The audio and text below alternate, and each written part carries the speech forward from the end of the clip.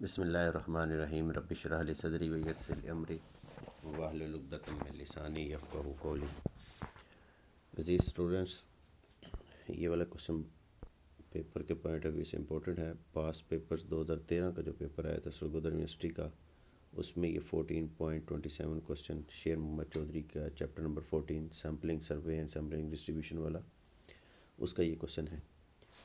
Question की statement देखिएगा, कहता है the height of 1000 students are approximately normal with a mean of 68.5 inches. यानी नॉर्मली डिस्ट्रीब्यूटेड है ना, डिस्ट्रीब्यूशन का मीन, इसलिए इसके साथ ये वाला साइन आया है, ये डिस्ट्रीब्यूशन का मीन होता है। ठीक है जी।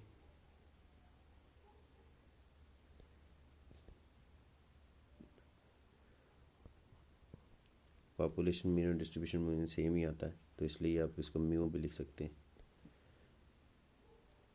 तो आप इसकी जगह पर अगर म्यू लिखना चाहें तो वो भी ठीक है, ये ज़रूरी नहीं है कि आप इसको इस तरह लिखें। ठीक है जी। उसके बाद आगे वो कहता है and the standard deviation of, यानी जो सिग्मा है वो है आपके पास 2.7। सिग्मा भी इसने बता दिया है। अगर स्टैंडर्ड डेविएशन की जगह पे वेरिएंस कहता तो फिर यहाँ पे सिग्मा स्क्वायर आता। सिग्मा स्क्वायर वेरिएंस को शो करता है और सिंपल सिग्मा जो होता है ये वाला, ये स्टैंडर्ड डेविएशन को शो करता है। आपको इस बात का अच्छी तरह इल्म है।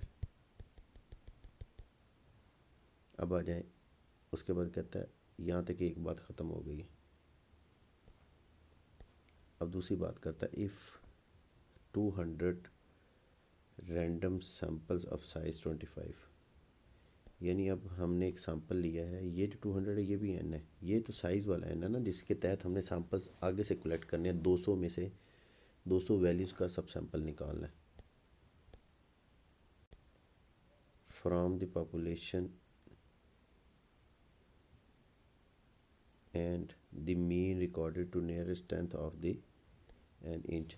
अब जो पार्ट 1 फाइंड करना है, जो फाइंड करनी है चीज़, वो क्या है? वो कहता है expected value of mean and standard deviation find करें। किस में से?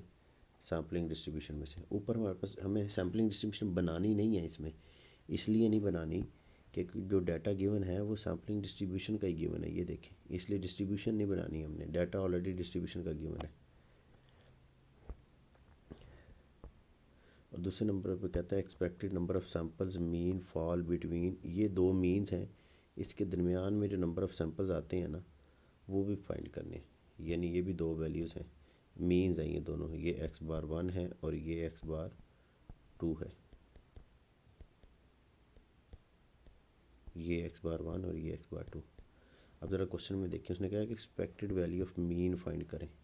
एक्सपेक्टेड वैल्यू ऑफ मीन क्या होता है? ये ई एक्सपेक्टेड और ये एक्स, इसको कहते हैं एक्सपेक्टेड वैल्यू ऑफ मीन, और ये इस चीज़ का फार्मूला होता है। अगर आप फार्मूले वाला पेज देखें तो मैंने फार्मूले के आगे लिखा हुआ है कि ये वाली जो चीज़ होती है इसको इससे भी शो करते हैं, यानी ये दोनों आपस में क्या है? इक्वल है। ये लिख दें या ये लिख दें, एक ही बात है। और ये जो लेफ़्ट साइड पे लिखा हुआ है ना, इसको हम कहते हैं एक्सपेक्टेड मीन। क्या कहते हैं? ये वाला एक्सपेक्टेड मीन, इसको कहते हैं। ये चीज़ हमने फाइंड करनी है। ये चीज़ फाइंड करने का मतलब फाइंड करना है म्यू एक्स बार। एक बात तो हमें पता चल गई कि हमने म्यू एक्स बार फाइंड करना है। दूसरा उसने कहा एक्सपेक्टेड स्टैंडर्ड डेविएशन, और ये भी चूँकि डिस्ट्रीब्यूशन से आना है तो इसका मतलब है कि ये चीज़ फाइंड करनी है हमने। ठीक है जी।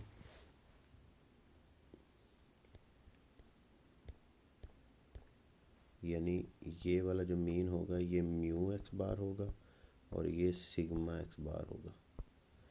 पार्ट 1 में तो ये फाइंड करना है, तो पहले हम पार्ट 1 को ही हल करते हैं, फिर पार्ट 2 को पढ़ेंगे। मैं अभी पार्ट 2 को पढ़ नहीं रहा, यानी ये जो बी पार्ट है इसे नहीं मैं पढ़ रहा। पार्ट 1 में देखिए जो गिवन इंफॉर्मेशन है, क्वेश्चन में उसने बताया हुआ कि कैपिटल एन 1000 है, सिग्मा म्यू यानी मीन 68.5 है, सिग्मा 2.7 है। एक और चीज़ भी गिवन है यहाँ पे, वो यहाँ पे लिखना मिस हो गया है, वो मैं लिख देता हूँ।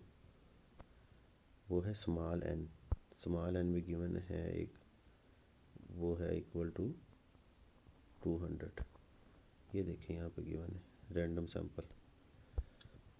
अब वो कहता है determine the expected mean. Expected mean का मैंने आपको बताया कि इस चीज़ को कहते हैं एक्सपेक्टेड मीन। ये वाली जो चीज़ होती है इसी को हम कहते हैं एक्सपेक्टेड मीन। ठीक है जी। तो इसका फार्मूला किसके बराबर होता है, ये आप पढ़ के आए हैं, इसके बराबर होता है। तो ये जो म्यू है इसकी वैल्यू गिवन नहीं है हमारे पास, ये देखें 68, तो पुट कर दी, हमारे पास एक्सपेक्टेड वैल्यू ऑफ मीन का आंसर आ गया। ये देखें बड़ा सिंपल था। अब दूसरे नंबर पे देखें क्या फाइंड करना है, स्टैंडर्ड डेविएशन। तो मैंने बताया कि स्टैंडर्ड डेविएशन ये चीज़ है। अब इसका फार्मूला आपने जो आपने पढ़ी है, डिस्ट्रीब्यूशन बनाई है आपने, 3 स्टेप वाले क्वेश्चन की है, ये फार्मूला होता है विद रिप्लेसमेंट का। तो इस फार्मूले में सिग्मा की वैल्यू मेरे पास गिवन है, ये देखें, ये उसने गिवन दी है 2.7। ये इसकी जगह पर यहाँ पे पुट कर देते हैं, नीचे स्मॉल n 25 ये पुट कर देते हैं, और ये इसका अंडर रूट ये आ गया यहाँ पे। अब एक और चीज़, इसका रिज़ल्ट आ गया, ये दूसरा रिज़ल्ट ये आ गया। अब तीसरे अगर विदाउट रिप्लेसमेंट का लगाना है तो फिर विदाउट की वैल्यूज पुट करके, तो विदाउट का ये एक्स्ट्रा ये ना भी निकालें तो काम चल जाएगा, विद रिप्लेसमेंट वाला काफ़ी है। लेकिन अगर आप ये निकालते हैं तो अच्छी बात है। ठीक है जी। तो ये फार्मूला आपको पुट करना आ गया। तो जी दोनों चीज़ें हमने निकाल ली हैं, कौन कौन सी, expected value of mean and expected value of standard deviation. ये था इसका ए पार्ट। अब बी पार्ट यहाँ पे दोबारा लिखा है। बी पार्ट देखें क्या है, वो कहता है कि इन दो मीन्स के दरमियान नंबर ऑफ़ वैल्यूज़ कितनी आती हैं सैम्पल्स। ये है आपके पास x बार 1 और ये है x बार 2। अगर तो आपको थर्ड ईयर का नॉर्मल डिस्ट्रीब्यूशन याद है सारी, या कुछ भी याद है थोड़ी बहुत, तो फिर आपके लिए बड़ी इजी बात है। अदरवाइज़ मैं आपको कोशिश करता हूँ किसी अल्फाज में समझा सकूँ। वो कहता है sample mean x bar is standard unit. जब भी नॉर्मल डिस्ट्रीब्यूशन में स्टैंडर्ड यूनिट का जिक्र आता है ना, तो उसका मतलब होता है कि ये चीज़ है, उसको z से शो करते हैं और वो बराबर होता है x minus mu over sigma. ये सिंपल पॉपुलेशन के लिए। अब डिस्ट्रीब्यूशन आएगी तो यहाँ पे x बार आ जाएगा, यहाँ पे म्यू x बार आ जाएगा और यहाँ पे सिग्मा x बार आ जाएगा। ये बात आप अच्छी तरह जानते हैं। ये स्टैंडर्ड फॉर्म है नॉर्मल की, तो ये मैंने रेड में लिख दी स्टैंडर्ड फॉर्म। ठीक है जी। अब मेरे पास 2x बार गिवन थे, ये देखिएगा ऊपर, ये 2x बार गिवन है मेरे पास। एक है 67.9 और एक है 69.2, यानी एक है मेरे पास 67.9 और दूसरा 69.2। तो इस फार्मूले में ये जो x बार 2 गिवन है ना, इसकी जगह पर पहले ये वाला पुट हो जाएगा, ये वाला। आपको मेरी बात की समझ आ गई होगी। यानी इसकी जगह पर पहले ये पुट होगा और फिर इसकी जगह पर ये वाली वैल्यू पुट होगी, क्योंकि म्यू x बार और सिग्मा जो अभी हमने निकाला है वो तो चेंज नहीं होगा, वो सेम ही रहेगा। ये देखिए म्यू x बार का ये रिज़ल्ट निकाला है हमने, और नीचे वाले सिग्मा का हमने 0.54 रिज़ल्ट निकाला है। आई होप कि आपको बात की समझ आ गई है। तो ये देखें, ये इस x बार की जगह पर ये वाली वैल्यू ये पुट हो गई, ये म्यू x बार की जगह पर अभी हमने निकाली है वैल्यू ये आ गई, इनके दरमियान में माइनस है वो ये आ गया। फिर ये नीचे है सिग्मा x बार, इसका भी रिज़ल्ट हमने निकाला है 0.54। ये वाला जो रिज़ल्ट है ये वाला, ये यहाँ से हमने पुट किया और ये वाला रिज़ल्ट हमने यहाँ से पुट किया। आई होप कि आपको इस बात की भी समझ आ गई है। अब इस सारे को हल करके ऊपर वैल्यू -0.6 नीचे 0.54, इस सारे को हल करेंगे तो वैल्यू आई -1.11। ये वैल्यू जो आई है ना, ये वाली, ये इस मीन को पुट करने से आई है, 67.9। इसी तरह 69.2 को पुट करने से ये वाली वैल्यू आएगी, सेम प्रोसीजर है। आई होप कि आप इसको कर लेंगे। अब हमें रेंज मिल गई है। अब हमने इस रेंज के दरमियान में देखनी है कि कितनी वैल्यूज़ आती हैं। तो सबसे पहले मैं बनाता हूँ, ये देखिएगा, स्टैंडर्ड नॉर्मल की एक शेप। ये चूँकि स्टैंडर्ड नॉर्मल z है तो यहाँ पे z आ गया। z के दरमियान में हमेशा ज़ीरो होता है, अगर आपको नॉर्मल डिस्ट्रीब्यूशन थर्ड ईयर वाली याद है तो एक वैल्यू हमारी आई थी माइनस ज़ीरो से लेफ़्ट साइड भी -1.11 होगा ना, और 1.30 राइट साइड पे। अब इसका टेबल है, मैंने टेबल आपको ग्रुप जो स्टूडेंट्स हैं बीएससी वाले, मैंने उनके व्हाट्सएप ग्रुप में शेयर किया हुआ है कि टेबल में आप जब भी वैल्यू देखते हैं तो वो वैल्यू ज़ीरो से बताना शुरू करता है। यानी आप 1.3 को ज़ीरो में देखेंगे तो वो ज़ीरो से लेके 1.30 तक की वैल्यू बताएगा, यानी वो यहाँ से लेके तो यहाँ तक की वैल्यू बताएगा, और वो है टेबल के मुताबिक 0.4032। इसी तरह जब आप 1.1 को 1 में देखेंगे, 1.1 को 1 में देखेंगे तो ये वैल्यू यहाँ से लेके यहाँ तक की बताएगा।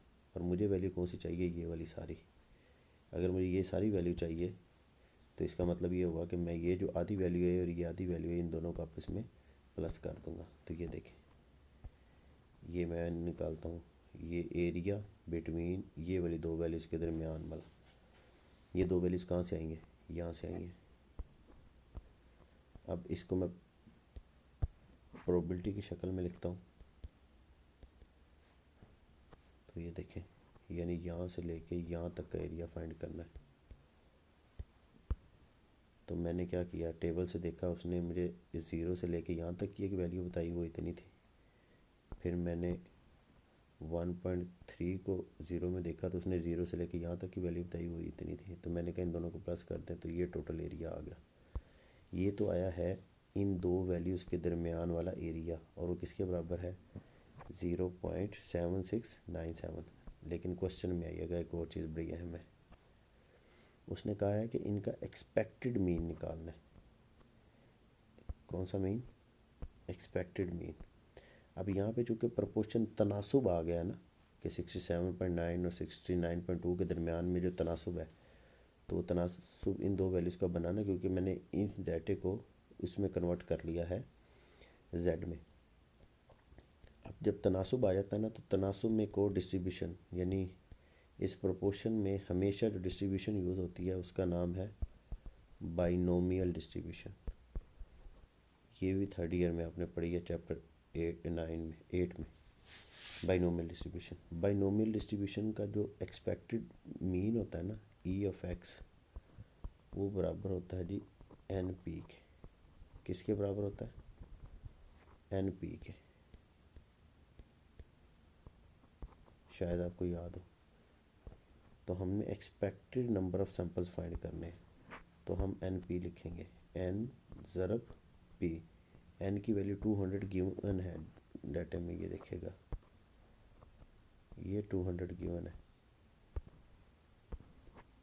ये मैंने यहाँ पे पुट कर दी ज़रब, ये वैल्यू प्रोबेबिलिटी की अभी हमने निकाली है, ये देखें, ये वाली नीचे, ये प्रोबेबिलिटी की वैल्यू निकाली हमने।